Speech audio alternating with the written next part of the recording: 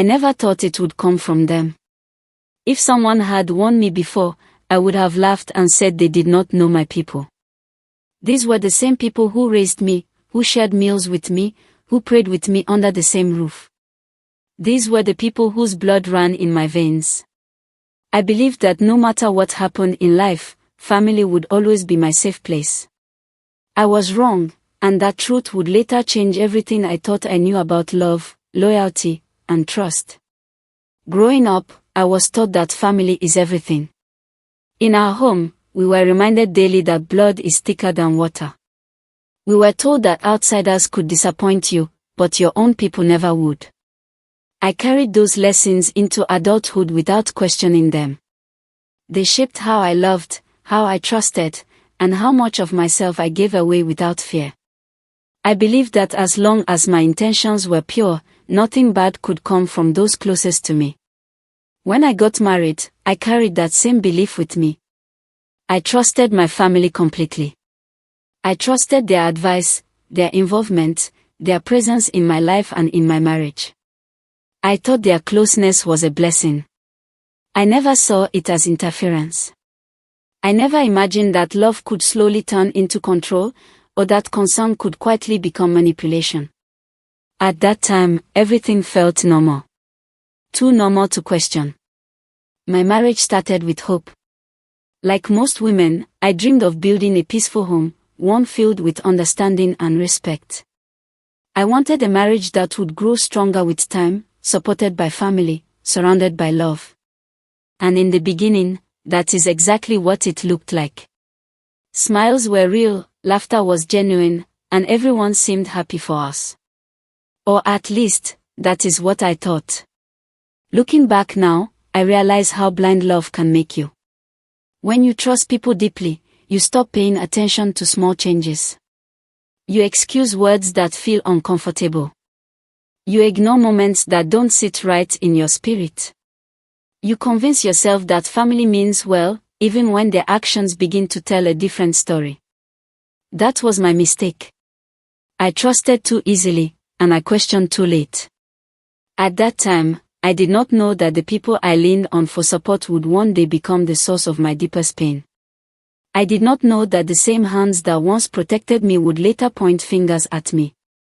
I did not know that the love I believed in so strongly would be tested in the most painful way possible. All I knew was this: I felt safe. And that false sense of safety was the beginning of everything that followed. The changes did not happen overnight. That is what made them so difficult to notice. If the shift had been sudden, maybe I would have paid attention. But it came slowly, disguised as advice, concern, and tradition. At first, it sounded harmless. Simple comments about how a wife should behave, how a marriage should be managed, and how peace in a home depends on a woman's patience. I listened, because these were the same voices I had trusted all my life. My family began to take a deeper interest in my marriage. They asked more questions than usual. Questions about how my husband spoke to me, how decisions were made, and how often we disagreed. At first, I saw it as care. In our culture, family involvement is normal, even expected. I believed their presence would strengthen my marriage, not weaken it. I did not see the line between support and control slowly fading. Small disagreements between my husband and me were no longer private. They became topics of discussion in places they did not belong. What should have stayed between two people slowly became community knowledge. Advice came from all directions, and most of it was directed at me. I was encouraged to be quieter, more patient, more understanding. No one asked how I felt. No one questioned whether the expectations placed on me were fair. I noticed that whenever my husband and I had a disagreement, voices from outside our home seemed to grow louder. Suddenly, there were opinions about what I should have said, what I should have done, and how I should have responded. Slowly, my voice became smaller. I began to doubt myself. I started to wonder if I was the problem. That doubt was planted carefully, and it grew without me realizing it. What hurt the most was that these influences came from people I trusted blindly. If strangers had spoken this way, I might have defended myself.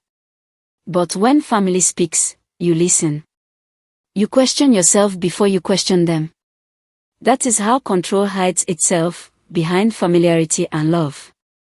There were moments when I felt uncomfortable, moments when something inside me whispered that things were not right. But I ignored that voice. I told myself I was overthinking. I told myself family knows best. I convinced myself that sacrifice was part of being a good wife. Each time I silenced my intuition, I moved one step further away from myself. Looking back now, I understand that this was the beginning of my isolation. Not physical isolation, but emotional. Decisions about my life were slowly being shaped without my consent. My opinions mattered less. My feelings became secondary. And the most painful part was that I allowed it, believing I was protecting my marriage. At that time, I still believed love meant endurance. I believed loyalty meant silence. I believed family intervention was a sign of care. I did not know that these beliefs would soon be used against me. And still, I trusted them. As time passed, I began to notice changes in my husband that I could not explain at first. He was still present, but something about him felt distant. Conversations that once flowed easily became shorter. His tone changed, becoming more guarded, more careful. It felt as though he was listening to voices I could not hear, weighing opinions that were not mine. I sensed a quiet shift, but I did not yet understand its source. There were moments when I would speak, and he would pause, as if deciding whether my words mattered. He started questioning decisions we had once made together. Things that were once settled suddenly became open for debate again. I noticed how often phrases like "they said" or "they think" entered our conversations. Each time I heard those words, my heart sank a little, even though I could not fully explain why. I tried to address it gently. I asked questions, hoping for reassurance. But my concerns were often dismissed. I was told I was imagining things, that family advice was normal, that I should not read meaning into everything.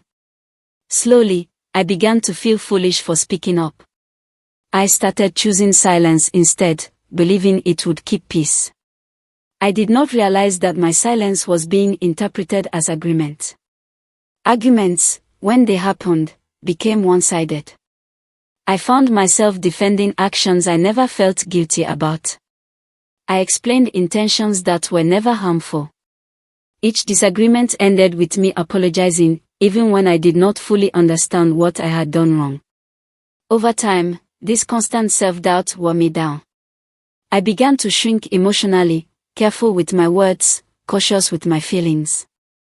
What hurt the most was how unfamiliar my own home began to feel. A place that was once my comfort slowly became tense. I started walking on emotional eggshells, measuring my words, adjusting my behavior, and questioning my worth. I told myself this was part of marriage. I told myself that every home has challenges. I convinced myself that love required patience, even when it felt painful. I noticed how others spoke to my husband when I was not around. Their advice carried certainty, while my voice carried hesitation. Slowly, my opinions became optional. Decisions were made without me. Plans were discussed after they were already decided. And still, I stayed quiet, believing that my patience would eventually restore balance. There were nights I lay awake beside him, wondering when we had stopped being a team. I wondered how we went from partnership to distance without a clear moment of breaking. The truth was painful, nothing had broken suddenly. It had been eroded slowly, piece by piece, by voices I trusted and silence I chose.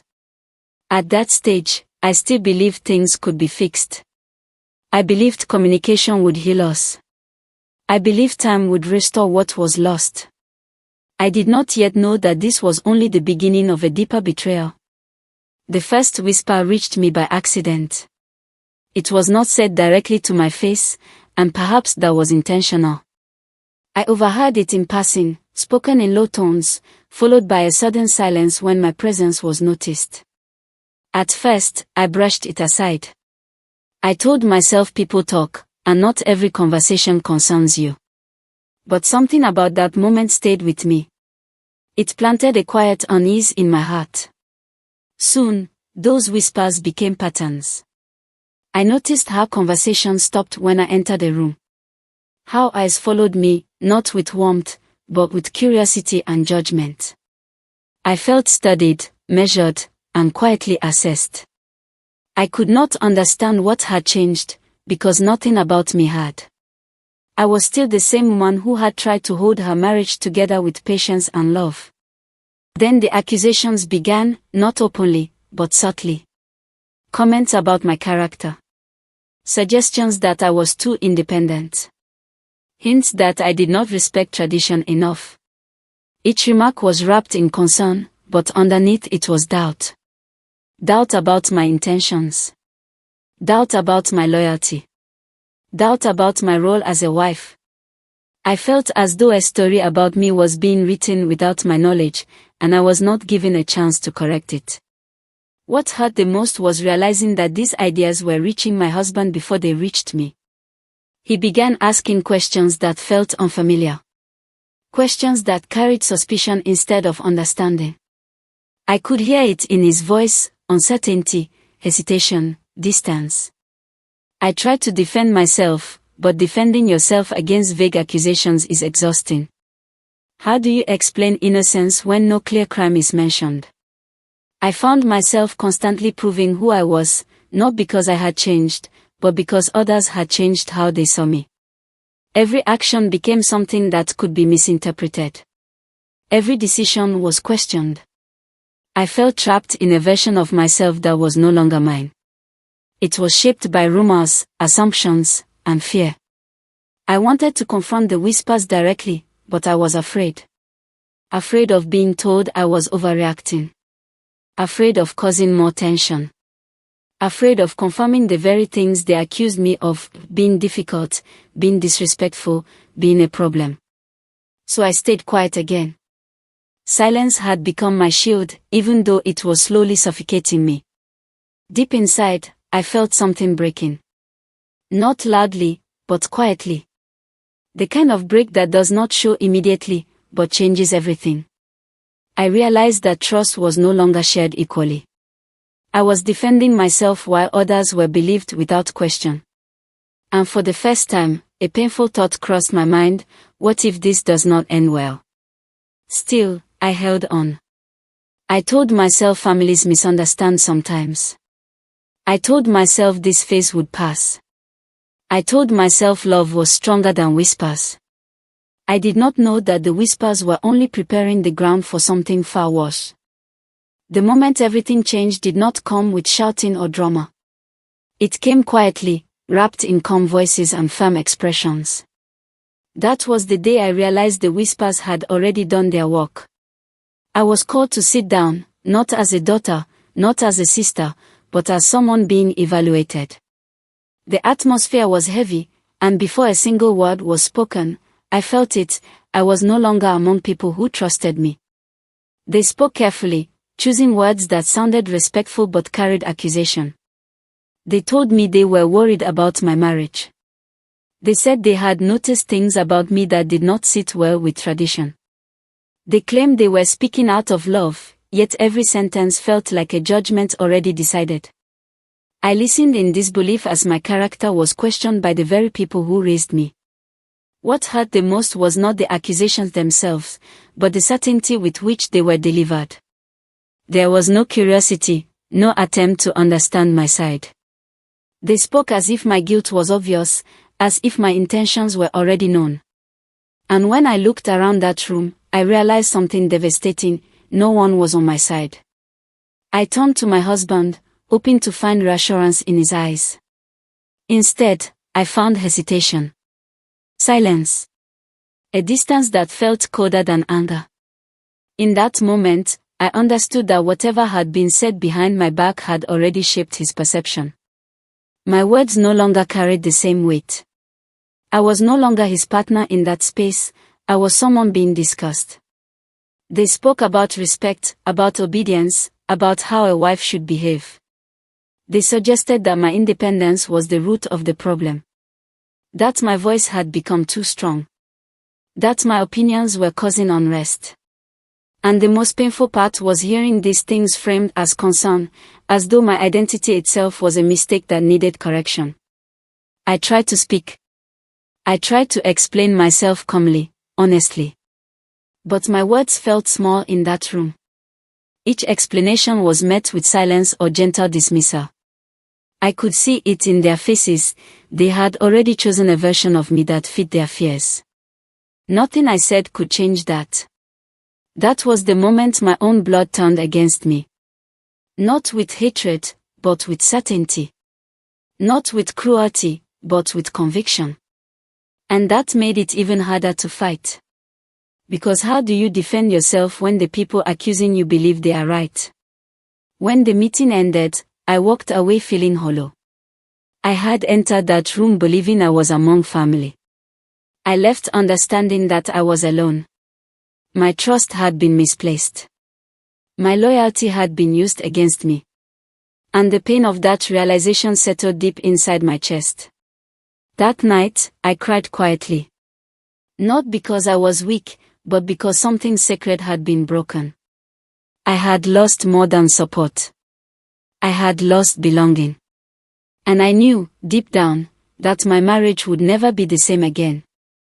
After that day, everything around me felt quieter, but not peaceful. It was the kind of silence that presses against your chest and makes it hard to breathe.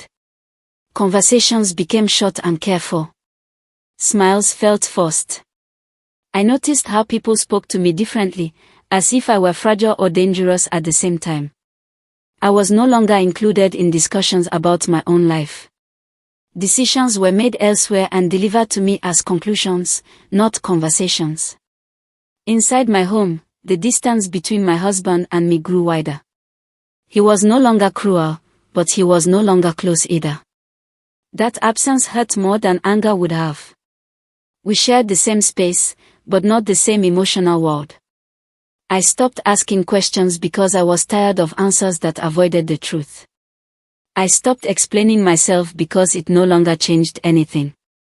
Silence became my refuge, even though it slowly consumed me. I began to withdraw from everyone. I avoided gatherings. I limited conversations. I spent more time alone, not because I wanted isolation, but because isolation felt safer than rejection. Being around people reminded me of what I had lost: trust, security, belonging. Alone, I could at least control the narrative in my own mind. At night, my thoughts became louder. I replayed conversations again and again, searching for the moment I might have done something wrong. I questioned my intentions, my actions, even my identity. I wondered how love could turn into suspicion so easily. I wondered how people who knew me all my life could believe such things about me. The weight of those questions exhausted me. There were days I struggled to recognize myself. The confident woman I once was felt distant.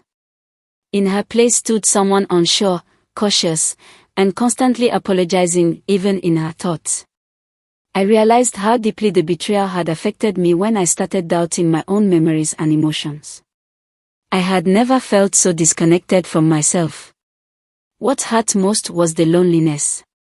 Not the absence of people, but the absence of understanding. I was surrounded by others, yet I felt invisible. My pain was seen as inconvenience. My silence was mistaken for acceptance. No one asked how I was coping. No one noticed how much I was breaking inside.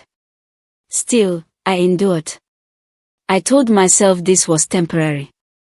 I told myself patience would eventually be rewarded. I believed that if I stayed quiet long enough, things might return to normal. But deep inside, I felt a growing fear. What if this silence was not a phase, but the new reality? That fear stayed with me, heavy and unresolved, as I moved forward each day. I did not know how to escape it. I only knew that something inside me was slowly fading. And that was when I realized, the worst pain is not loud. It is quiet, unnoticed, and deeply personal. The breaking point did not arrive suddenly. It came the way exhaustion comes, quietly, after you have given everything you had without realizing you were running empty. One evening, as we sat in the same room without speaking, I felt it clearly for the first time. The distance between us was no longer something I could bridge with patience or silence. It had become a wall, built carefully over time by doubt, interference, and fear. I tried one last time to reach him. Not with anger, not with accusation, but with honesty. I asked him if he still trusted me. The question hung in the air longer than it should have. His hesitation answered me before his words ever could. In that moment, my heart sank in a way I had never experienced before. Trust, once broken, does not shatter loudly, it weakens slowly, until it can no longer carry the weight of love. He spoke about pressure. About expectations. About how difficult it was to stand between me and his family, even when the family in question was my own blood. He said he felt torn, confused, and tired. I listened quietly, realizing that in his struggle, my pain had become secondary. The marriage was no longer about us, but about keeping peace with everyone else. I wanted to scream. I wanted to ask why my feelings mattered less. Why my loyalty was questioned while others were believed without proof. But I did none of that. I sat there, nodding, absorbing words that slowly erased the future I had imagined. I realized that love alone cannot survive where trust is absent, and patience cannot fix what is being deliberately broken from the outside. That night, I cried alone. Not because he had chosen others over me, but because I finally understood that I could not fight this battle by myself. I was outnumbered, unheard, and slowly disappearing inside a marriage that no longer felt safe. And for the first time, I allowed myself to admit a terrifying truth: I might lose him. The realization did not bring relief. It brought grief. Grief for the life I had planned. Grief for the woman I had been when I entered that marriage with hope and confidence. Grief for the love that had been reshaped by people who were never meant to live inside it. I lay awake that night, staring into darkness, wondering how something that began with so much promise had reached this fragile state. I wondered how long I could continue pretending that silence was strength. Deep inside, I knew something had to change, even if that change meant losing everything I had been trying so hard to protect. And that fear stayed with me, heavy and unavoidable, as the days that followed brought me closer to the moment I had been trying to avoid. The days that followed were heavy with unspoken truth. Nothing dramatic happened on the surface, yet everything beneath had already shifted. I could feel it in the way my husband avoided my eyes, in the careful distance he kept even when we shared the same space. It was as if we were both waiting for someone else to say the words we were too afraid to speak. But deep down, I knew the decision had already been made in silence. One evening, he finally spoke. His voice was calm, almost gentle, which made the words hurt even more. He said maybe time apart would help. He said space might bring clarity. He said too many people were involved, too many emotions tangled, and everything had become overwhelming. He did not say the word separation directly, but its presence filled the room. I listened without interrupting, my heart pounding, my chest tight, yet my face still. I asked him one simple question: do you still believe in me? He looked away before answering. That was all I needed to know. In that moment, something inside me settled. Not peace, but acceptance. I realized I could no longer keep sacrificing myself to save something that others were determined to destroy. Love should not require you to disappear. Marriage should not demand that you silence your truth to satisfy everyone else. And yet, that was exactly what had been asked of me. When the decision was finalized, there were no tears left to cry.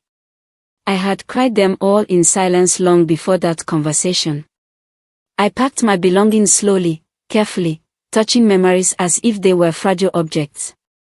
Each item carried a piece of the life I was leaving behind. I did not know where I was going emotionally, but I knew I could not stay. Walking out of that home felt unreal.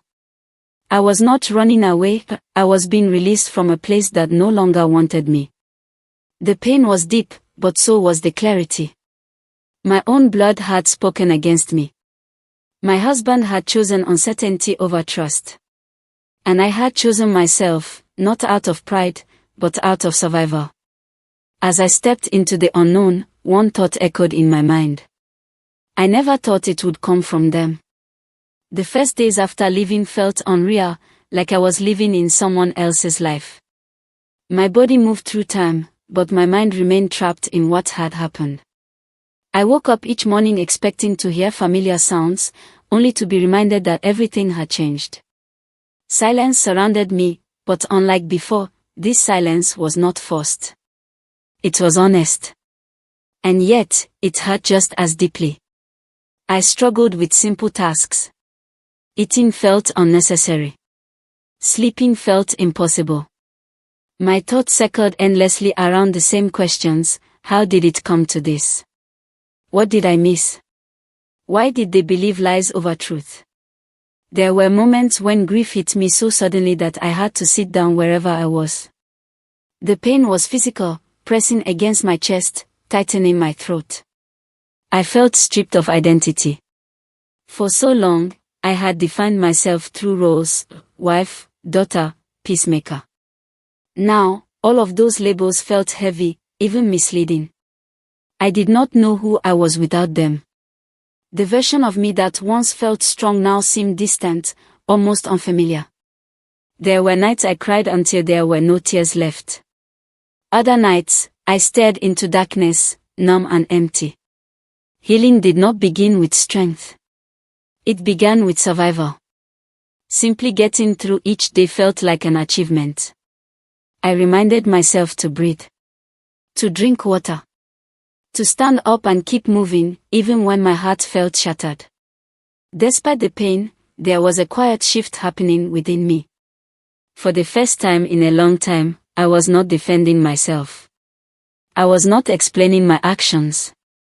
I was not trying to be understood by people who had already decided who I was. That absence of judgment, even in loneliness, was the first step toward healing, though I did not recognize it yet. As days turned into weeks, I began to reflect more deeply. I replayed everything, not to punish myself, but to understand. For the first time, I allowed myself to see the truth clearly, without denial or hope blurring my vision. I realized that what happened was not the result of one mistake or one moment. It was the result of fear, control, and voices that refused to listen. Letting go of blame was harder than holding onto it. Anger felt powerful. It gave shape to my pain. But carrying it drained me. Slowly, I learned that forgiveness did not mean excusing what they did. It meant freeing myself from reliving it every day. I could not change their actions, but I could change how much power they held over my future. I stopped asking why they turned against me. Instead, I asked myself how I could rebuild what had been broken inside me. That question marked a turning point. I realized healing was not about proving my innocence or restoring my reputation. It was about reclaiming my sense of self, quietly, patiently, on my own terms. Healing showed up in small ways at first. Getting out of bed without forcing myself. Enjoying a cup of tea without feeling guilty. Laughing, genuinely, for the first time in months. These moments felt unfamiliar, almost dangerous, as if joy required permission. But slowly, I learned that happiness did not need approval. I began reconnecting with parts of myself I had abandoned. I started writing again, thoughts, memories, emotions I had buried for too long. Writing became my safe space, a place where my truth could exist without interruption. With every word, I felt lighter, more grounded. I also learned how strong I had been all along. Strength did not mean endurance without pain. It meant choosing not to break, even when everything tried to pull me apart. I realized that surviving betrayal from your own blood requires a courage few ever speak about. One day, without warning, I noticed the pain had softened. It was still there, but it no longer controlled me. I could think about the past without drowning in it.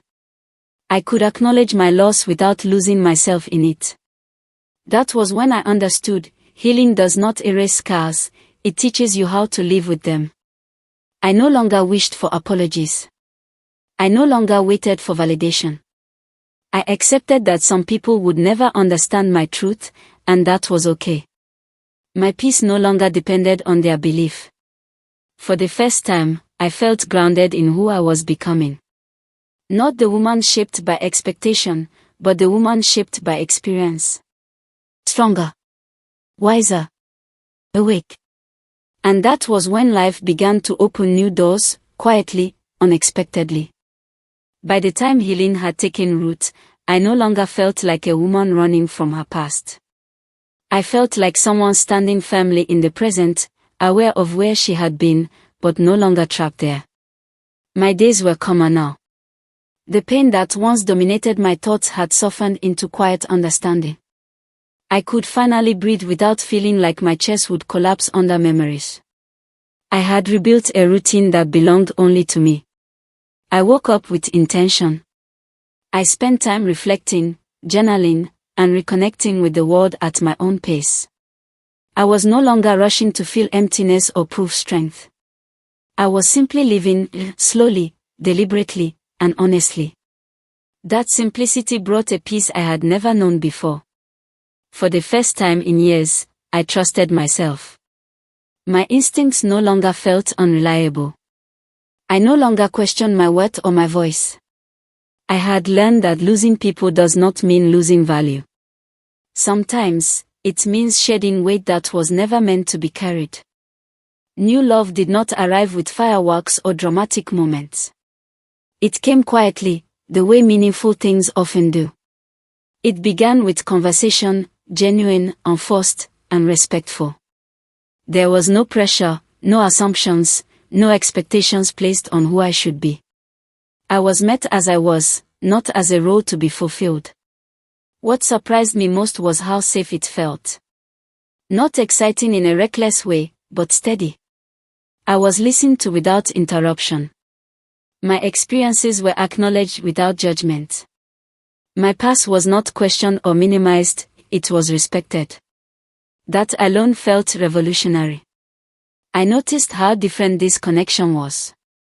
There was no rush to control, no fear of my independence. My strength was not seen as a threat. My voice was not something to be silenced. For the first time, I experienced companionship without shrinking myself to fit into it. Still, fear lingered. Healing does not erase caution, it refines it. I questioned myself often. Was I ready? Was I protecting my heart or hiding behind strength?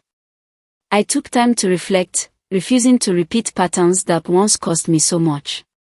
Instead of rushing forward, I chose honesty. I spoke openly about my boundaries, my past, my fears. And in response, I was met with patience.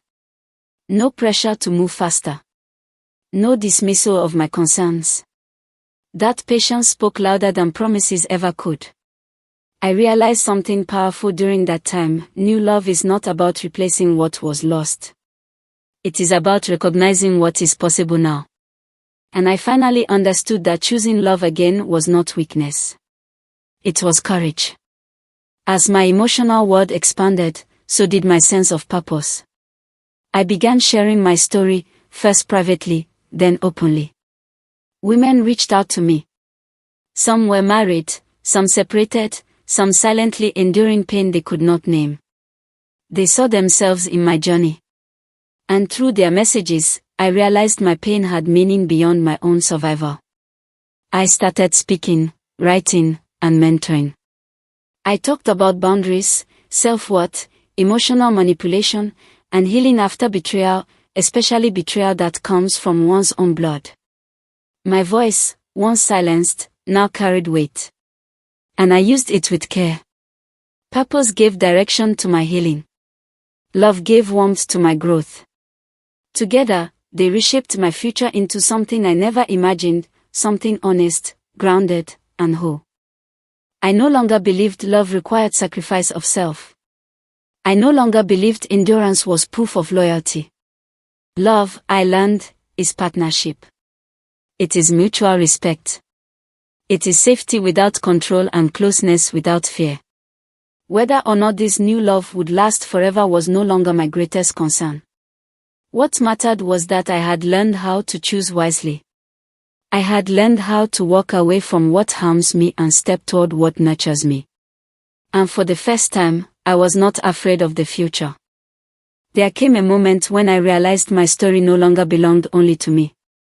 What I had endured, the betrayal, the silence, the breaking, and the healing, had shaped me into someone who could see clearly what others were still struggling to name. Pain, when understood, becomes wisdom.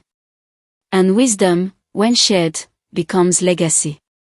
I no longer spoke from a place of anger or unresolved grief. I spoke from experience, grounded and calm. People listened not because my story was dramatic, but because it was honest. I spoke about the quiet ways manipulation enters families. About how loyalty is sometimes weaponized.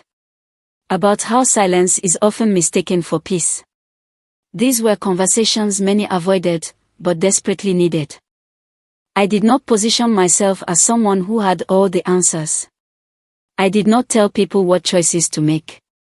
Instead, I offered clarity, the kind that helps others recognize their own truth. I encourage women to ask difficult questions, to trust their instincts, and to understand that love should never require self-erasure. What surprised me most was how many people carried similar wounds in silence. Some had been betrayed by siblings. Others by parents, relatives, or traditions they were taught never to question.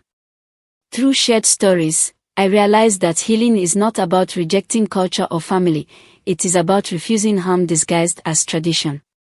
I became a guide, not by force, but by presence. By listening. By reminding others that they were not alone, and that their pain was valid. Legacy is not built through perfection. It is built through truth. I began focusing on younger women, teaching them what I had learned too late, that strength is not silence, and obedience is not love. I spoke openly about emotional boundaries, mutual respect, and the importance of self-identity within relationships. I taught them that family bonds should protect, not punish. That marriage should amplify who you are, not reduce you. That being good should never mean being invisible. These lessons were not always welcomed, but they were necessary. Slowly, I saw change, not dramatic, but meaningful. Women questioning harmful norms. Men listening differently. Conversations shifting. That was when I understood, legacy does not demand applause. It grows quietly, one changed perspective at a time. There came a time when I no longer felt bitterness toward those who had hurt me. Not because they apologized, many never did, but because I no longer needed their acknowledgement to feel whole. I had made peace with the fact that some people will never understand the damage they cause. I no longer defined them as villains. I defined them as lessons. Painful ones, yes, but lessons that sharpened my clarity and strengthened my boundaries. Forgiveness, I learned, is not reconciliation. It is release. Looking back, I no longer wish things had gone differently. What happened shaped the woman I became, aware, grounded, and unafraid to stand alone when necessary.